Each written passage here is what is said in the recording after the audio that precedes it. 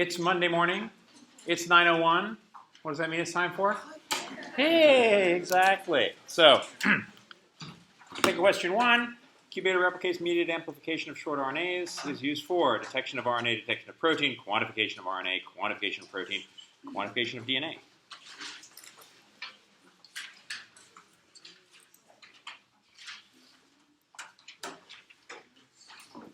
Do you know how to make the magnetic beads for extraction? Because I've been looking everywhere, like how they're made. I know they have like a surface protein, but I haven't found any way how they're actually made. I could try and find it. I don't know off the top of my head, but yeah. I know that some of them have different surface proteins, and there's a resin or something. Yeah. I can try to find like an actual description of how they're actually made. Yeah. I've got some ideas. I can look.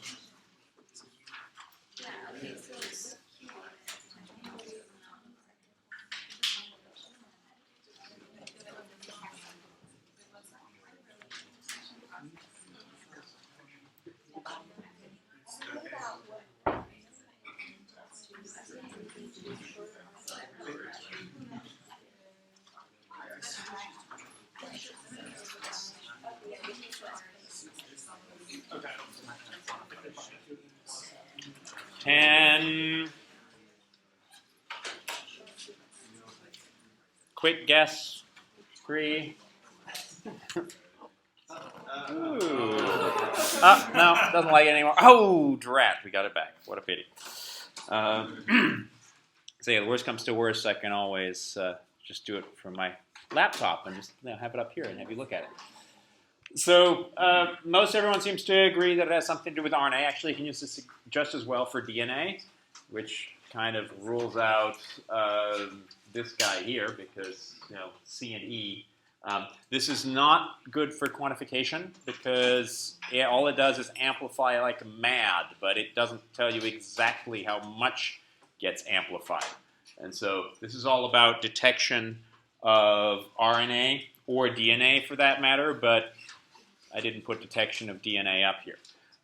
And so, again, the main message here, just sort of as review from last time, which is Friday, like it feels like forever ago, is that when you have an appropriate template for any of these RNA-dependent RNA polymerases from RNA-phage and put in the replicase, it can amplify very, very large amounts, and large amounts are tens, hundreds of billions of times. But the key is having that particular RNA in your reaction. And the application we talked about was using beads, sort of the magnetic beads question here, of pulling out that one particular hybridized piece that you're looking for. And all that is literally detecting that thing that's hybridizing to whatever you pulled out. So that's the part. Are people clear on this? Yes, no? There will certainly be questions on RNA phage on the exam. I did post the previous exams, previous exam keys as well. Not for all of them. Bug me, by the way, on D2L. I'll try and post some of them. Yeah? If it replicates both DNA and RNA, does it ever accidentally put your cell in the DNA? Okay, so the question here has to do with replication. So the replication that takes place by all of these replicases, and sorry if I didn't explain this properly, the replication is always of RNA. But it can detect something through base pairing interactions, and RNA can base pair with DNA, and RNA can base pair with RNA. So either way there in terms of detection. But in terms of replicating, it's only RNA which is being replicated. Okay, another thing about the exam. Some of you may have noticed if you've been following the syllabus, we're already a lecture behind. How did that happen? Good questions, I think, is how that happened. It's all thanks to you.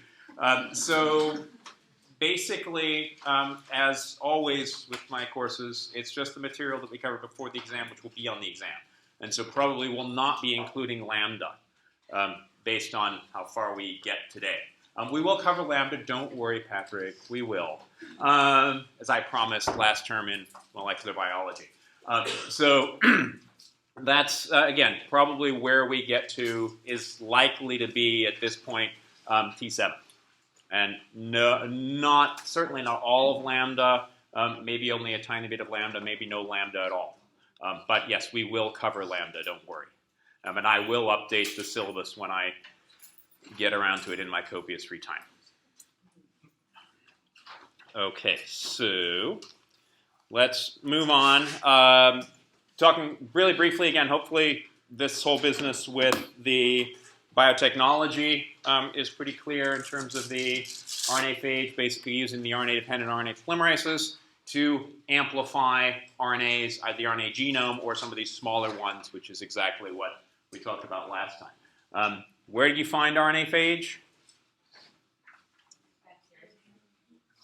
Where do you find? Sewers and sewage treatment plants is the place you find lots and lots of these things. Also, just in general, E. coli phage.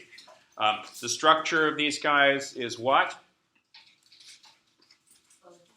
All these great clicker questions I had a chance to ask and didn't do.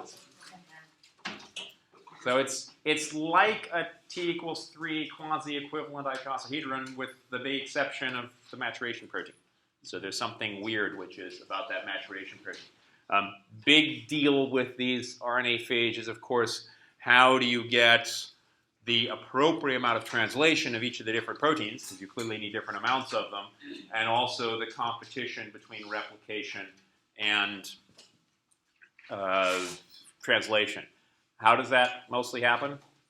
Through RNA structures and changes in those RNA structures in particular. So any more questions about this? A lot of these little review slides might be a good thing to look at when you're thinking about what's going to be happening next week. Okay, so now switch gears a little bit. I should get rid of the RNA part of this. It's just a single-stranded DNA phage. The big sort of pictures here really have to do with entry, and entry is really interesting partly because it's not in your textbook because it's brand new, but the process of how these particular viruses get their genome inside the cell is a very open question. A lot of it has going back to when we talked about entry in general with bacterial viruses. How do you get a bacterial virus inside a bacterium? It's kind of hard.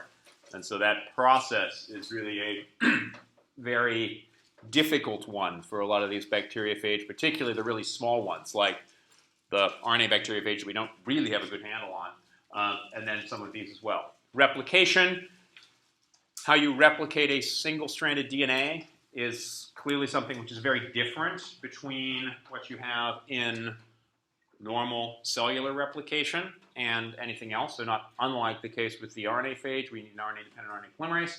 So we'll talk about that. Turns out that all the replication that takes place is done by cellular enzymes with one very small exception to that. And then the last part of PHYX-174, and probably actually the best understood aspect of PHYX-174, which is the best studied in this single-stranded DNA phage, is the assembly process and has lots of scaffolds associated with it.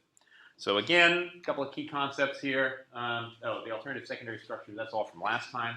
Thought I edited these. But the overlapping orifice and scaffold, so this is really the section here in terms of important aspects of things, although to some extent we could have host proteins and put that over here as well. The overlapping open reading frames, this very, very small genome can encode lots of different proteins because of the fact that it has a bunch of overlapping open reading frames. And then scaffolds, which are really important for the actual formation of this final relatively small structure. And a lot of these overlapping open reading frames are important for scaffolding proteins. But then also, as it's hopefully becoming kind of a broken record here, conformational changes in different proteins, which are really important for entry. So again, our normal sort of outline here. Here's the beautiful virion structure of PHYX-174. We actually have a number of now structures of these single-stranded DNA phage, but this is by far the best understood of those. Again, where they came from. Let's see, bacteriophage of E. coli. But much more importantly, these single-stranded DNA bacteriophages were really wonderful tools. In fact, the very first DNA replication, the very first genome sequence, all of these things came from the study of these particular microviruses, and the first completely synthetic virus was in fact also this particular one. Talk about replication, of course. This is the weird thing that we've got with single-stranded DNA viruses. Why the heck do you have single-stranded DNA? Because you clearly have to become double-stranded DNA before anything else can happen. And then the assembly process. So again, hopefully not overkilling this too much. The big deal with entry is conformational change. Now it's a conformational change of a protein. We talked a lot about receptor conformational changes, changes in pH. Had some of those videos, one of which didn't work, in terms of conformational changes that happen. And particularly, these are your membrane glycoproteins for a lot of the enveloped viruses. Here, these are naked, they're non-enveloped viruses, but there's still a massive conformational change that happens during the entry phase, which is happening here. In terms of replication, hopefully, how many people know about rolling circle replication? You talked about rolling circle replication before? Okay, some of you have, some of you haven't, or some of you aren't admitting it. So that's a really critical aspect of how not just these microviruses replicate, but many other small circular genomes are replicating. So it's a rolling circle process, which basically has a template that goes around and around and around, and you end up with these one really long copy of that particular genome. So we'll talk much more about that. And then the assembly process, talk about scaffolding proteins, a whole bunch now. For the microviruses, it's really interesting because you have two kinds of scaffolding proteins. There's an external scaffold that sort of holds things on the outside, kind of like what's going on the Broadway Bridge until this morning. Yay. And then an internal scaffold, which is what things are being built around the outside of as well. And then the other aspect, which we haven't talked about yet, but turns out to be very important for lots of, very much bacteriophage, but some other viruses as well, is the whole idea of a procapsid. And so this is a precursor to your final capsid. And that has a lot to do with what we mentioned before. When you think about the whole capsid paradox of these virions, is it has to be really stable on the outside of the cell, but really unstable once it gets to the appropriate cell and has to be able to release its genome. So many, many, many virions use this procapsid phase in terms of the assembly process. So let's look at Phi-X174 in particular. This is the classic microvirus. Phi just stood for a bacteriophage. X just stood for the label on the tube, and it was the 174th tube that they came across. So it gives you an idea how much screening was going on looking for these various different bacteriophages. Phi-X174 is the prototypical microvirus, was the original one found. It has massive numbers of overlapping open reading frames. In fact, it uses all 3 frames to code proteins, which is really kind of amazing. And again, the replication process has been very well understood, very well characterized, again, because it was one of the very first of these viruses to be discovered. Also the structure and assembly process. And I'm not going to talk too much more about diversity. We found a bunch of these viruses in some of our crazy environments, and George Kaysen will talk a little bit about this when he talks about it later. So this is the table from the textbook. These are the phages in the microvirus family. Again, the main one which we're going to talk about is this Phi-X174 right here, which infects E. coli. For a long time, it was thought that this was sort of one of the very few examples of these microviruses. And then people started to look more and more into environmental isolates and also into some very strange bacteriophages that were infecting strange bacteria. And I don't know how many of you know about Bdello vibrio. Bdello vibrio is a bacteria that infects and eats E. coli. Really fascinating process. Some of you may know more about chlamydia and spiroplasma. These are all obligate intracellular bacteria. So they have to be infecting another organism. And so a lot of people think about these group of microviruses, all of these guys down here at the bottom, the Bedella Vibrio viruses, chlamydia viruses, and spiromicroviruses, as parasites of parasites. And so this whole sort of Russian doll process of how all of these work together. And then, as I have down here at the bottom, plus many more. This is when you go out in the environment. Remember I mentioned that some of these single-stranded DNA viruses may be some of the most successful virions anyway out there. A lot of them are in fact related to the microviruses. And we're working on writing a paper about this as well. So many of these particular guys, but the best understood of them is, again, 5X174 because that was the very first one to be discovered. Yeah? You said it was amazing that it uses all 3 open reading frames. I agree that sounds amazing, but does that still seem to be uncommon, or does that happen in all kinds of viruses? So the question here, again, just so let's make sure it's recorded, is the use of all 3 open reading frames and all of them overlapping and actually producing proteins. It turns out that, strangely enough, that's pretty specific for the microviruses themselves and the things like 5X174 and its very close relatives. These other ones, the Bedella microviruses, chlamydia microviruses, don't seem to do that, strangely enough. Now, quite why and how they can get away with not doing this is an open question. But they don't seem to use these overlapping open reading frames. It's pretty specific to the microviruses. Yeah? Do they have a hard time evolving? Are they highly conserved because they have to use all 3? So we'll get back to that in just a second. Yeah, the clear disadvantage to using overlapping open reading frames is one nucleotide change can change 3 different amino acids, so it can be highly problematic, and we'll get back to that a little bit later on. Okay, so where were these found? Again, this was in screening through sewage samples. Anybody know where this is? Top here? Sinsheimer Labs, UC Santa Cruz. So the guy who discovered this particular single-stranded DNA virus got a whole building named after.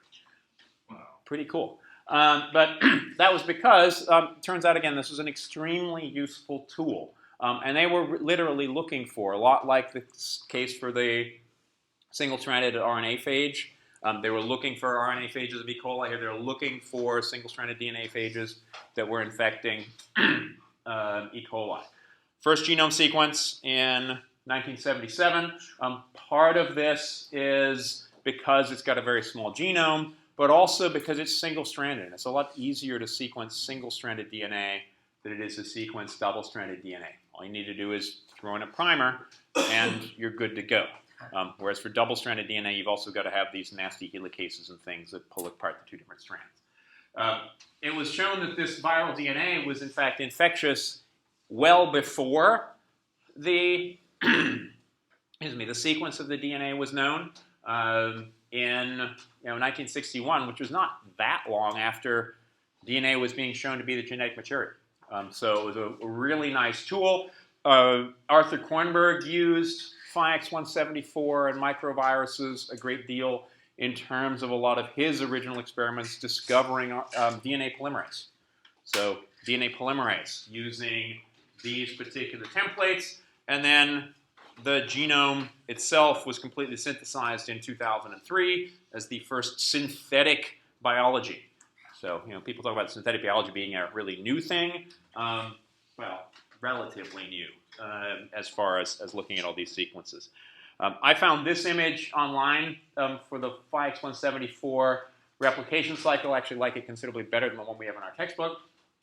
But the basic idea here is we have our virion on the outside of the cell, releases its genome, and again, we'll get back to that in just a second, is a positive strand DNA. So, okay, doesn't really that useful because, again, we already defined positive strands as being the RNA, which is what can be translated into protein. Well, positive strand DNA is not useful. The ribosome can't do anything with that. So the very first thing that has to happen is you have to have a replication to get this double-stranded form of DNA. So the negative strand has to be made. That's supposed to be this dark line right here now. Now, once you have double-stranded DNA, of course, everything is good because you can transcribe with normal cellular RNA polymerases. That makes messenger RNA, that gets translated, makes proteins. These are waiting now for all of your genomes. These double-stranded genomes make more double-stranded genome copies. This is also called the replicative form, or RF. You may have seen RF in one of the previous slides. The replicative form is this double-stranded form of the DNA genome. And then at some point, there has to be a switch in replication to go to making single-stranded DNA. There's positive-stranded DNA, which then comes together with the proteins, and you have this wonderful assembly process, and these virions are released. So let's look a little bit closer at that genome. Again, hopefully I've mentioned this far too many times, but here we do have 3 overlapping reading frames, each of which does get translated, actually transcribed first and then translated into proteins. And the most obvious case is up here at the top, where we've got our A star, B, and K proteins, each of which is now offset by 1 nucleotide in terms of how it's being made. Here, the D and E proteins also have overlapping open reading frames, which again is getting back to your question, doesn't this really constrain the evolution of what's going on here with, if you have any kind of nucleotide substitution, particularly in this part of the genome right here, that's going to change the sequence of multiple different proteins. Well, a couple of things that help with this whole process. The first one is that A' and K are actually not essential. You can get rid of these 2 open reading frames completely, and the virus is functional. Turns out that you actually can get rid of B. The B protein is, however, only in the presence of other mutations can you get rid of it, but it's incredibly mutation tolerant. You can make, I think, if I remember correctly, I'm trying to remember the last talk I heard about this, up to about 50 or 60% amino acid substitutions in this protein, and it still functions. So it seems to be an extremely flexible one, and then the E protein is not essential at all. So one thing you'll also notice, hopefully, and I'm pointing out again, is down here at the bottom of the genome, this part of the genome has no overlapping reading frames in it.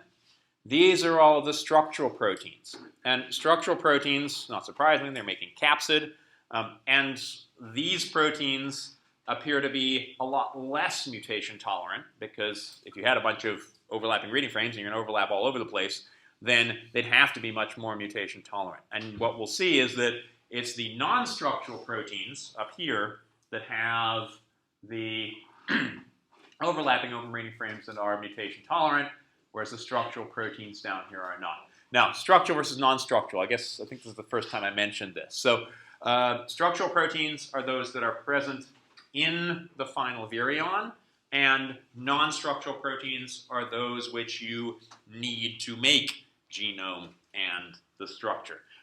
Very often these are going to be the enzymatic proteins. Those are the early proteins important for replication of your genome, etc. And we'll talk a lot more about the A protein here and its function a little bit later on. So there are a couple of other things that people have mentioned, especially in fact getting back to evolution and thinking about where new genes actually come from. There are a number of theories that one of the ways that you can create a new gene is actually just to start in a slightly different open reading frame. So you don't actually need a whole new set of DNA that you've mutated from something else. If you just have a slightly different reading frame, you can end up with a completely different protein sequence, which can then undergo evolution. And so this is what people also call these inserted genes down here at the bottom. So this may well be that the microviruses are actually in the process of inventing genes because they've got these overlapping open reading frames here. Last thing I wanted to talk about on this unfortunately rather busy slide is down here at the bottom, which outlines the transcription of each of these pieces. Not surprisingly, the non-structural genes here, particularly the A protein, are not transcribed very well, whereas the B protein and then all of the structural proteins are extremely well transcribed. They have many, many copies of them. And so here, unlike the case where we had last time with lots of different RNA secondary structures determining how much translation you get, here it's much more at the transcriptional level. So more transcript, more protein. And you will notice that it's really the B protein and the D protein that we have in the highest amounts here. So this is, again, what was studied. People were looking at this, but almost exactly at the same time, you'll notice this extraterrestrial genome thing here up at the top. There was, in fact, an article in the New York Times. This is from, let's see, 1979, so very soon after the genome was sequenced. All these overlapping open reading frames. It's like, whoa, this is really bizarre. Is it bizarre enough that it might be a message from outer space? Like, whoa, wait a minute. And at first, okay, these guys are crazy. You know, these the search in Japan for special meaning in the coded genetic sequence. Japanese scientists, you know, who knows about this stuff? But it actually makes a lot of sense if you think about it. If you want to have some way of transporting information in a nice, stable particle, which can potentially last for a really long time, but most importantly, amplifies itself, so you have a sequence, a message, if you want to think about it, which you could then drop on some planet, some poor unsuspecting planet, which would then replicate that. And so you can have a very small amount of signal and actually have that be something which gets spread. And having these overlapping open reading frames means you can actually get a lot of data into a relatively small thing. So it's not completely out there. As error correction. some people, yeah. So again, the Japanese scientists suggested part of the genetic sequence is a message encapsulated in virus particles to survive prolonged space journeys. And dispatched in the universe by, you know, et cetera, et cetera. I'll post the rest of this as well. But this is not, again, totally out there. One of the things that, in fact, NASA has been funding is looking at how well microbes survive in the space environment.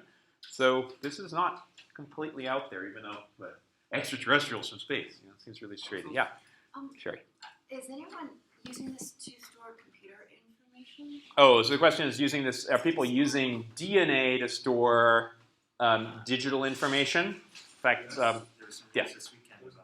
There are a number of people who are doing this kind of thing. And so, yes, DNA is a way that people are storing digital information as well. And we had a discussion about this later, a great sci-fi novel that we should come up with. Everyone else, who's going to write their next novel, and then please give half your royalties to me so I can continue my research. And look at how stable these things really are in outer space. Okay, other questions? Okay, then I can ask you a question, right? So why was the, hang on, Phi-X174 genome thought to be a message from outer space? Is that overlapping open reading frames, DNA, single-stranded DNA virus, high-altitude lakes, lots of microvirus on Earth, first whole genome resequenced.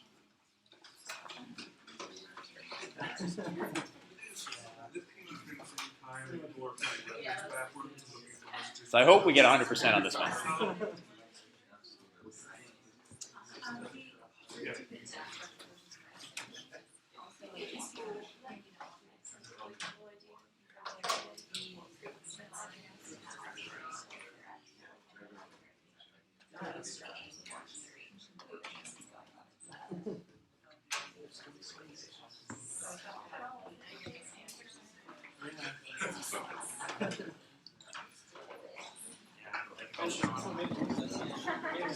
I don't know if you've heard about this yet.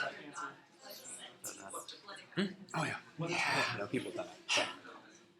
Wow.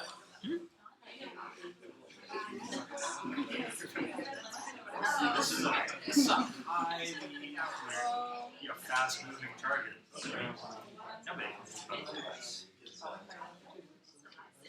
Is there a way of For research. 10.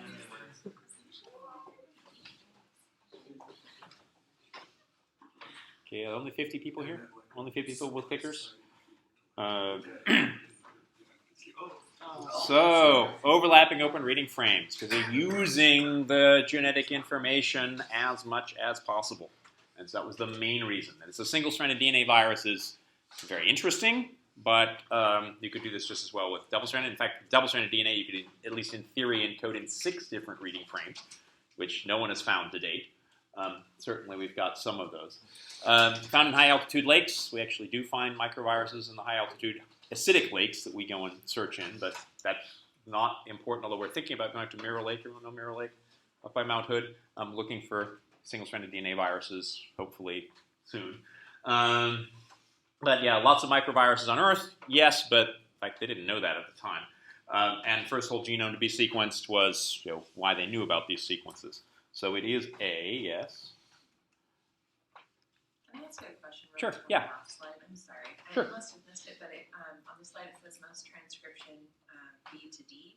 So I just wanted to clarify what you meant by that. Okay, so I can go back here. So yeah, most of the transcription is going to be here. So the idea here is that what we've got are these black bars down here at the bottom, which represent the transcripts. Right. And so you've got here the PB. I'm sorry, I should have explained this as well. PA just stands for the promoter for the A protein. PB is the promoter for the B protein. PD is the promoter for the D protein.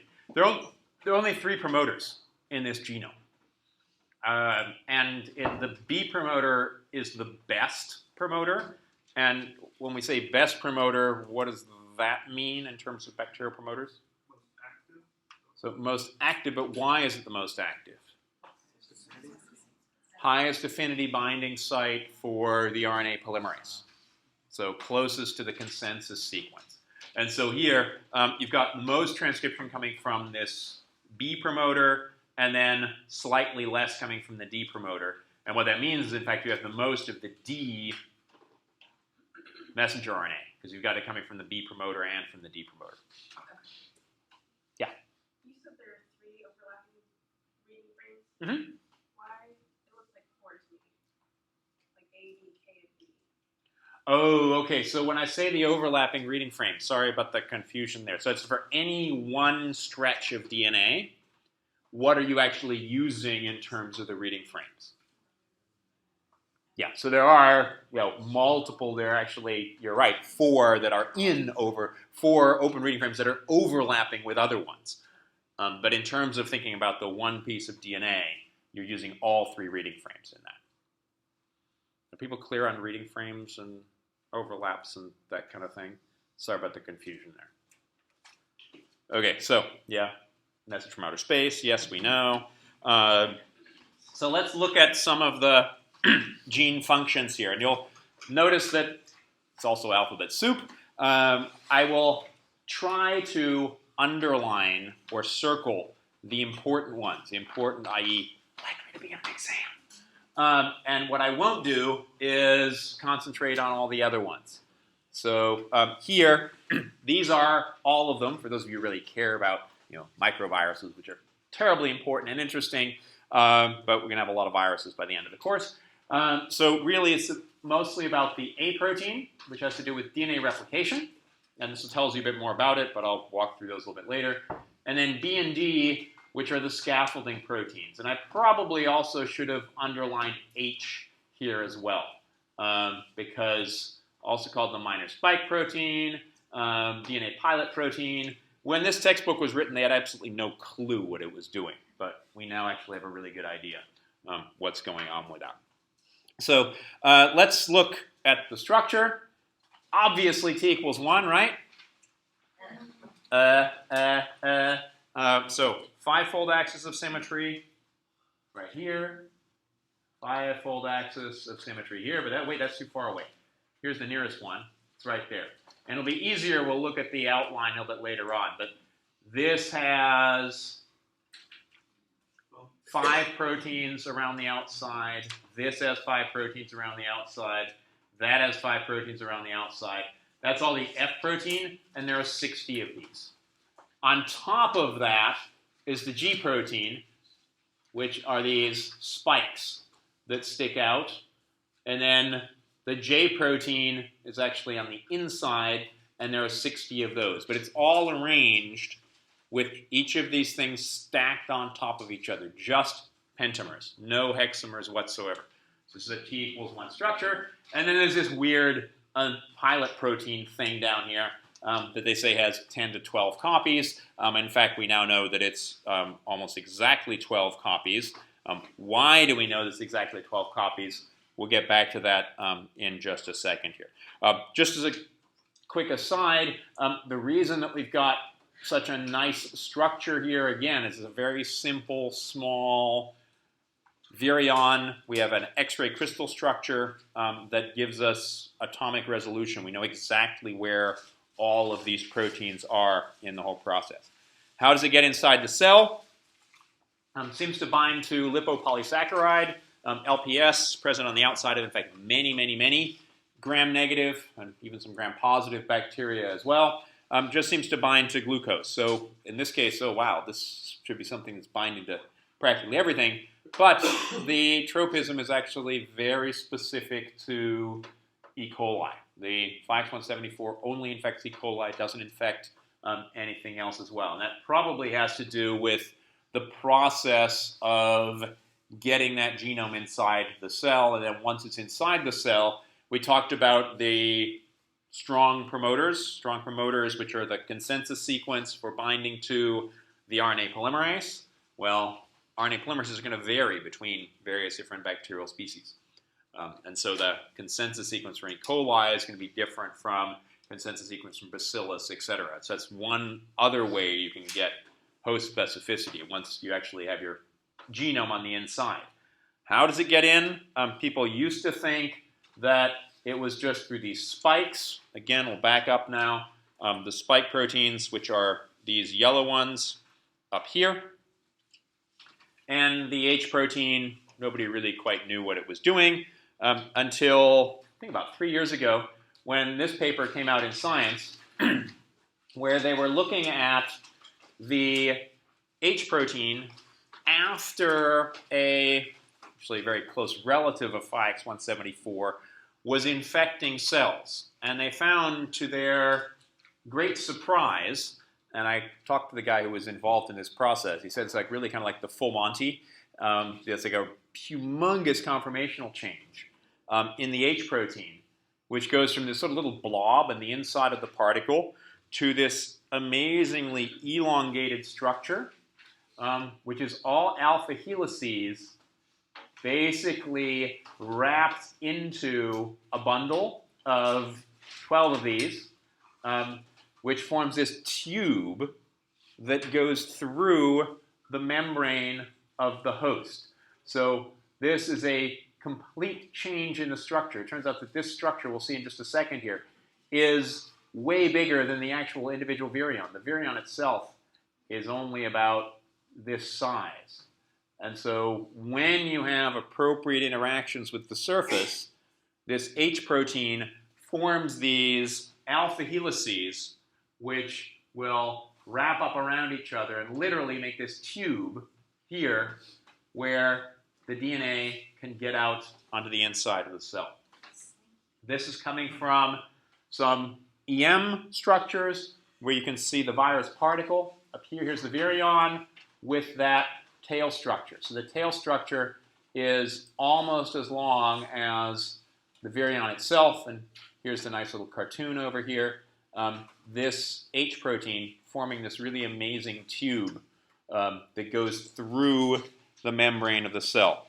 So this was from the Nature paper again in 2013. As usual with Nature papers, they don't have anywhere enough detail to actually look at it.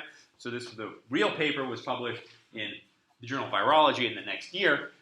We could actually have a much better view of what's going on here. So here we have the 5X174 virion with the H protein somewhere packaged on the inside of this, and we still don't know exactly what it is. Interacts with the lipopolysaccharide and the outer membrane of E. coli. Then you have this amazing conformational change in the H protein, which then makes this tube. The inside of the tube and this is what they think it actually kind of looks like here. Has lots of side chains sticking into it, basically preventing the DNA from going back into the capsid structure. And so they think it's just there's no specific pump here for getting this DNA out. It just releases this single-stranded DNA because there's basically only a one-way ticket going down and out this whole process here. Once it gets released inside the cell, then you have replication that takes place. Something happens to the H protein here. Now we have our replicative form of DNA, and we move forward. Yeah? So the idea is that behind each of these spikes on the capsid, there's some set of these proteins, so the entry at any of those particular binding points could trigger this. Is that the idea? So I'll sort of paraphrase your question here, but basically the real question is, where does the H protein get to these spikes?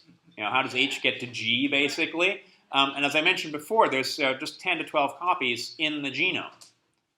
And so if you have, 10 to 12 copies in the virion. So what seems to have to happen is whatever one of those 12 vertices has to then collect all of those proteins, all those H proteins, and then have this massive conformational change where it kind of sticks its tongue out or whatever else, and then makes this hole in the membrane. So that process is something that I know Ben Fain and his colleagues at the University of Arizona, who did all this work, is really looking into to try and figure out what happens here in this process right before you have the entry, and then what happens here afterwards. And it does seem as the H protein is present in the inner membrane, if you just isolate inner membranes of cells after this process, then it does seem to be present in the inner membrane. So multiple conformational changes that are happening here. Really pretty amazing that you can have this structure. Again, that's almost as long as a virion. This is never even present in the virion when you just look at it itself. Yeah? So it's kind of like dumping the genome down this like one-way shuttle. And you mentioned the side chains, is that like a steric interaction that's keeping it from going back up? Like I'm trying to imagine what would keep it from going back up. So the question here is, what would keep the DNA from going back up inside the tube? I'd have to go back and look at the paper on this to get you the exact details, but I can certainly do that. But the structure itself, you can see here, this is supposed to be the image with these side chains all sticking out here. And in such a way that they should be keeping the DNA from going back in. But again, I'll have to check and take a look at exactly what the theories are on that. Could it possibly have something to do with like a charge, like at the end? Yeah, I believe it's a charge thing, but I'd have to go back and check. Again, I don't remember it off the top of my head, so I'll go back and check. And Journal of Virology, I think, we should have access to it here at PSU. So if you want to go back and check That's what I the was paper. kind of thinking of. Yeah. Okay, so once you got the genome inside the cell, you need to replicate it. And it may be that replication is actually helping to pull the genome in. That's another open question that we don't completely understand yet. But the first thing that comes in is clearly a single-stranded DNA, but mostly single-stranded. And again, like we talked about for the single-stranded RNA phage, single-stranded is really kind of a misnomer. I always like to think of these as single molecule, as opposed to a double molecule, which is what you have with double-stranded DNA. So this single molecule can fold up on itself and form double-stranded structures because it's self-complementary. Again, a lot like the RNAs. And that's what you have here, and this is true for all of the quote-unquote single-stranded DNA viruses, and this is just the case for 5174, has this base paired structure right here. This base paired structure is just enough to have the E. coli primosome complex, which is all of the DNA B, DNA C, primase, etc., associate with this DNA. Now, what does the primase do, or the primosome do? Puts down RNA primers, and once you have an RNA primer bound to a DNA template, what happens then? You've got your cellular DNA-dependent DNA polymerase, which will elongate that. And so this is the process. You have the recognition of this secondary structure by the primosome. And then once you have an RNA primer, DNA polymerase, regular DNA polymerase does its thing, DNA ligase, and you end up with your replicative form of DNA. So this, hopefully you will notice, depends on absolutely no viral proteins whatsoever. It's just that particular structure of the genome, which then recruits all of these. We talked about transcription already. Again, the most common processes. The main thing here is, again, a lot like the case for the RNA phage. How do you end up with small amounts of your replicase proteins, large amounts of your structural proteins, and then we're still ending up with a whole bunch of B and a whole bunch of D, some C, D, and E as well. But you remember the F, G are the major capsid proteins. H then is this spike protein. Also much smaller amounts of this than you have of F and G. Why do you get smaller amounts of these? It turns out that translation of E is actually pretty crummy. Has a bad ribosome binding site. Bad ribosome binding site again means it doesn't base pair as well with the Shine-Dalgarno sequence. And then, curiously enough, you have a lot less of E and H because the codon usage here is not very good. Now, what do I mean by codon usage? What we see with particularly very highly expressed proteins, and if you just look at RNAs that are present in any particular E. coli, you'll have a lot of RNAs for some particular codons that will match with the anticodons, and then very few RNAs that will match a few of the anticodons. And this also speaks to the fact that E, this overlapping open reading frame here, and to some extent B as well, these are probably relatively new proteins, getting back to your evolution question, or new genes anyway that are coding these proteins, because they haven't had a chance yet to evolve to get to optimal codon utilization. Also, probably, at least for E, is that here, codon utilization for this particular open reading frame is going to be messing with codon utilization for the D open reading frame. And D is the one that you really need lots and lots and lots of. Okay, so now we've got our transcripts for our viral proteins, which can then get translated. How do we get more of our genome? We have the RF form, just the double-stranded form, which again is all due to cellular proteins binding to this partial double-stranded piece and extending from there with RNA primers. How do we get single-stranded DNA genome? Well, this is rolling circle. Start with, you need about 10 copies of the positive strand. How do you get that? Now our friend the A protein comes along. What it does is it will bind to this double-stranded DNA replicative form, and all it does is it makes a cut. And so the A protein here is supposed to be represented by this little black blob right here at the top. So it makes a cut in your DNA, cuts now, and that cut releases a 3' OH, and the A protein actually binds to the 5' end. And it binds to the 5' end with a tyrosine residue, got a tyrosines at the end of them, hydroxyl groups, OHs, which can then bind to the phosphate.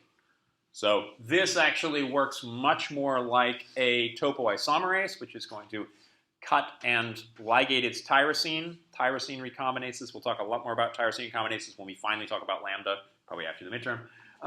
So here, that tyrosine now is bound to the end of the genome. But now you have a 3' OH. And a 3' OH at the end of a piece of DNA next to a template. So what do DNA polymerases like to do with 3' OHs next to templates? Extend. And they'll extend. In this process, what happens is the A protein, together with a cellular rep protein, forms a helicase. So it pulls apart the two DNA strands. And your DNA polymerase, which is this, I guess, square here, rectangle when it's going along here, just replicates its way around this circular template, and it can just keep going and going and going. There's no termination here. And so the idea here is this is your rolling circle replication. This is just going to go around and around and around. That polymerase has no clue. However, when the genome gets all the way to the end here, this A protein will run into where it started at the beginning, and that A protein is recognizing this same sequence it recognized up here to cut. But if you're cutting, you have the tyrosine attached to a 5' phosphate. To cut, what it needs to do is reverse that reaction. And so it will ligate the piece which was just made. So this ligation here leads to another cut, which leads to another round, which leads to another ligation and cut, and this whole process repeats again and again and again. Yeah? So it's it's cutting at the hairpin site, the initial cut? Yeah, so the initial cut is right next to that hairpin site.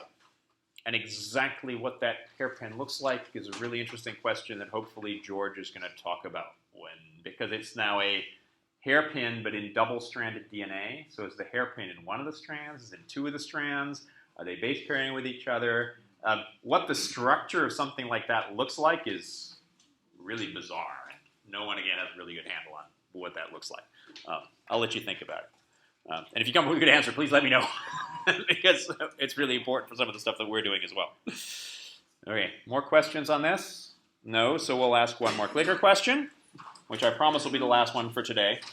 So rolling circle replication in microviruses depends on which viral protein, A, B, C, D, or E.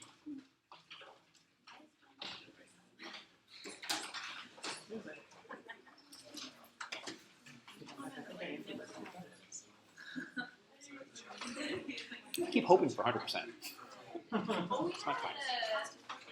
We did. We had one last week.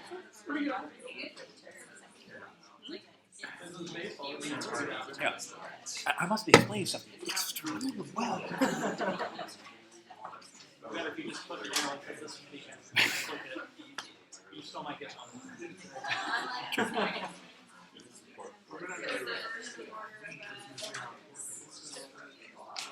As I say for like MCATs or something like that, and the people who get really a 0, that like specifically answer everything wrong, is probably almost as hard as getting right. If anything, yeah. Yeah. So with the single strand of binding protein on the nascent strand, how does that incorporate? Is it just kind of like, oh look, nascent strands bind, or does the complex actually? Single-stranded binding proteins bind basically everything. So anytime you got single-stranded DNA around, boom, single-stranded. It's one of the most common proteins present in cell.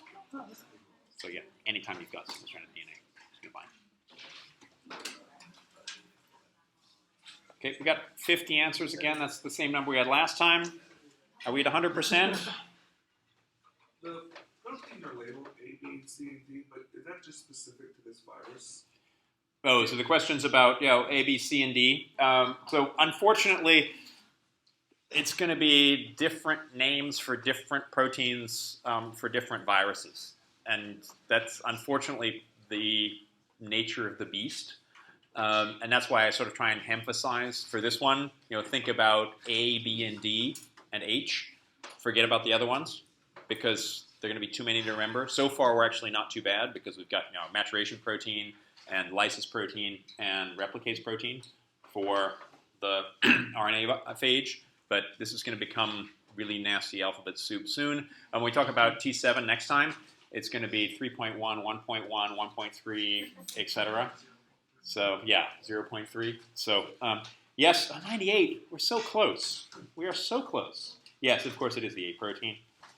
So if I was looking for like literature on a particular protein, I'd have to have the virus number, virus name, protein A. Yes, so exactly. So if you're looking for particular information, so if you're looking for protein A, for instance, if you were to do a Google search on protein A, you would find antibody binding proteins, which has nothing to do with the A protein from Phi-X174. And this is unfortunately getting back to some of the taxonomy issues. in terms of how people come up with these names in the first place. So, but what were those other two letters that I mentioned that you're supposed to remember from the table? B and D. So what the heck are B, D, and H doing? H is the one that's forming this funky structure. So B and D are scaffold proteins. So what's scaffold protein? The scaffold protein is what's required to make your final capsid. But they're not present in the final capsid. So what's going on here? These are by far and away the best understood of the scaffolding proteins. These are the ones which, again, people have been studying basically since 5X174 was discovered. These is, in fact, quite rare. Usually you'll just have an internal or an external scaffolding protein. In the case of 5X174, it's using both. And the assembly process basically goes like this, as we have down at the bottom here. So we have the F protein, which is that major capsid protein. Oops, sorry about that. The major capsid protein here, which forms pentamers. And that pentamer also then is going to associate with some of the G protein. You remember the G protein is the spike that sits on the top. And then we've got these pentamers. All these pentamers, all they need to do is come together to form the icosahedral structure. But they need help to do that. Yeah? G protein is just a label. It's not a G protein. Yes, so that's, again, this is getting back to this question about the terminology here. This is 5X174G, 5X174F, etc. So then you have the internal scaffolding protein, B, that just sits on the bottom here. And so this guy, together with the D protein, which is on the outside, now pulls all of these guys together to make this procapsid. Now the procapsid, this is again, as I mentioned before, procapsid is that intermediate in the process to making your final capsid. The procapsid is actually set up in a T=3 formation because we've got all of these D proteins. And the D protein is coating this in a really sort of massive way. And as we mentioned, you've got the most transcription of the D protein because you've got the B promoter and the D promoter. So you have far and away more of the D protein than anything else which you have in here. So this procapsid structure, why do you need to make a procapsid? Well, so far this is all protein, right? So now we need to get the DNA into that structure. And remember, this is that single-stranded DNA which has been made by the cellular DNA polymerase and then the A protein ligating it back together. That gets put in here at this stage right here. It only works with the procapsid because the procapsid is actually a larger and more open structure. It assembles all of these pentamers together, again, which is eventually going to be a T=1 process, and you have insertion of the DNA through these holes at the threefold axis of symmetry into the capsid, and then this D protein falls off, and now we have our final T=1 structure. Well, let's look at this in a little bit more detail. This is now the procapsid, which hopefully should be obviously considerably bigger than the final virion. And here are our holes in this scaffolded structure, which allow the DNA to get into them. Where are our holes at the threefold axis of structure here? There aren't any, because it's going to be coming out through these G and H proteins here once it finally interacts with the cell. How does it get out? Well, it turns out that there's the last protein that we hadn't talked about yet, the E protein, which basically serves as a protein very similar to penicillin. What does penicillin do? Anybody who's in micro? So it disrupts the membrane, but how does it disrupt the membrane?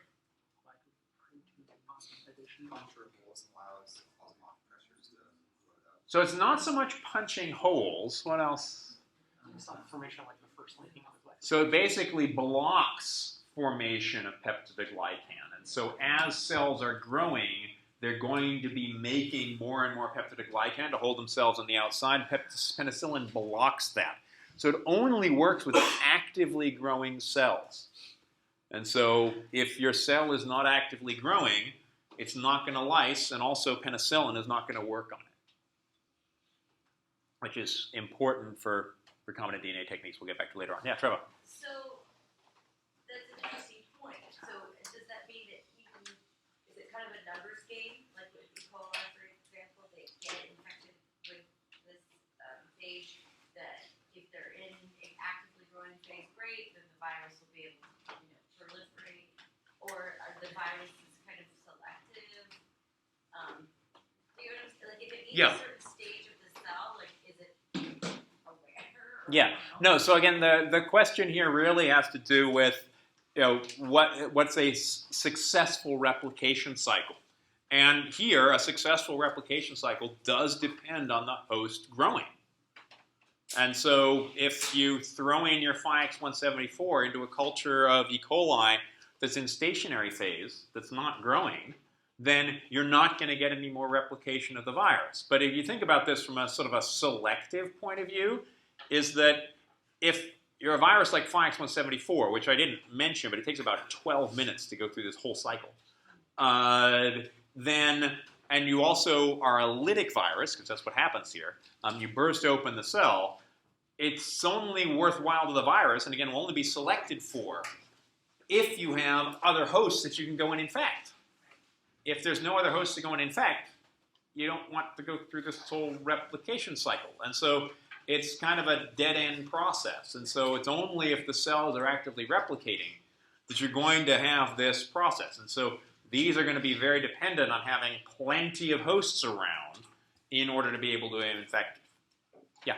On a previous slide, didn't you list the E protein as non-essential? Mm-hmm.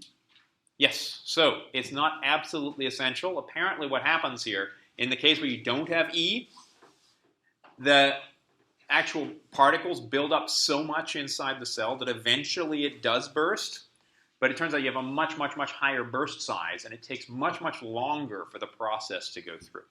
So it's not absolutely essential, but if you do the kinds of competition experiments talked about before, then you find that plus E does much better than without E. Okay, just wanted to finish up the last couple of slides in the last minute that I have.